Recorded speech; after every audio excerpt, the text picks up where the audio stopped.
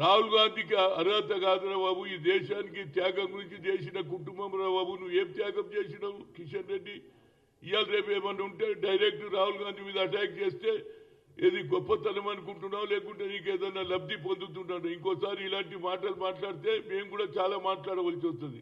నేను కూడా మాజీ పిసిసి ప్రెసిడెంట్, 3 సార్లు నేను రాజ్యసభ మెంబరు. ఏం మాట్లాడుతున్నావు? అర్హత ఏమిరా? అర్హత ఎక్కడన్నా పోవచ్చు.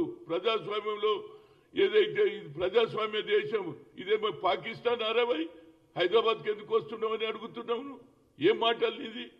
లబ్ధి ఏది ఏదంటే ఏదో ఒక స్టేట్మెంట్ ఇస్తే హీరో కావాలనుకుంటు, హీరో కావు, జీరో అవుతావు.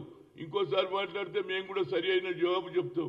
త్యాగం చేసిన కుటుంబం, వాళ్ళ నాన్న దేశానికి త్యాగం చేసిండు, వాళ్ళ నాన్నమ్మ దేశానికి ప్రాణాలు అర్పించిండు. మీరెవరికి అర్పించారు?